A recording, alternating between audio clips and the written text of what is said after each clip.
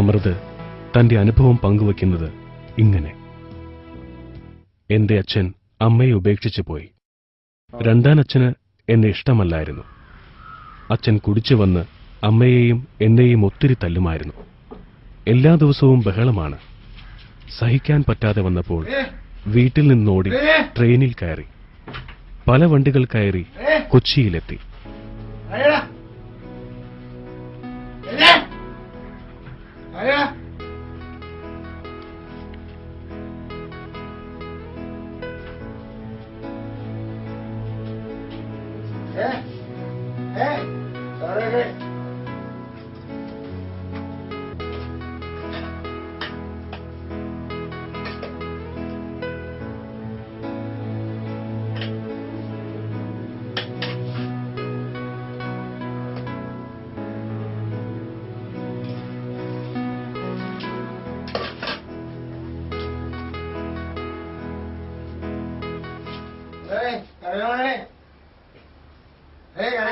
കറിയൊന്നും കിട്ടില്ല.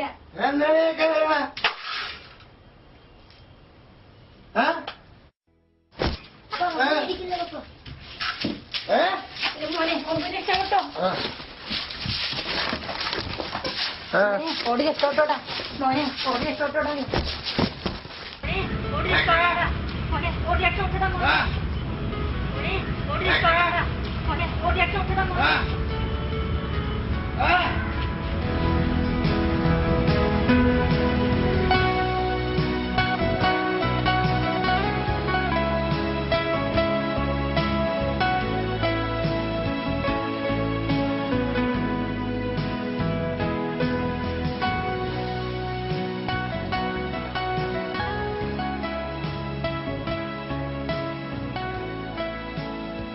കടലോരത്ത് സായാഹ്ന കാഴ്ചകൾ കണ്ട് ഉള്ളിൽ സമാധാനം തേടുന്നവൻ വലിച്ചെറിയുന്ന ശൂന്യമായ കുപ്പികളും നഗരത്തിന് പുറത്തു പുകയുന്ന മാലിന്യ കൂമ്പാരത്തിനിടയിൽ അഗ്നി വിഴുങ്ങാതെ കിടക്കുന്ന കാർഡ്ബോർഡുകളും റെയിൽവേ പാളത്തിൽ ചിതറി വീഴുന്ന പാഴ്വസ്തുക്കളും ഒട്ടിയ പാത്രകഷ്ണങ്ങളും പെറുക്കിക്കൂട്ടി തങ്ങളുടെ ഒട്ടിയ വയറ് നിറയ്ക്കുവാൻ തത്രപ്പെടുകയാണ് ഇവർ.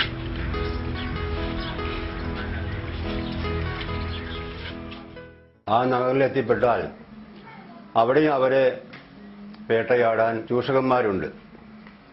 അവരെ ലൈംഗികമായിട്ട് പീഡിപ്പിക്കുന്ന ഒരു ഗണമുണ്ട്. അതിൽ നിന്ന് കാശുണ്ടാക്കുന്ന ഗണങ്ങളുണ്ട്. അവരെ ഭിക്ഷയായിപ്പിച്ച് പണം നേടുന്നവരുണ്ട്. അവരെ ഹോട്ടൽ പണിക്ക് കൊണ്ടുപോയി അവർക്ക് പൈസ കൊടുക്കാതെ അത് വിഴുങ്ങുന്നവരുണ്ട്.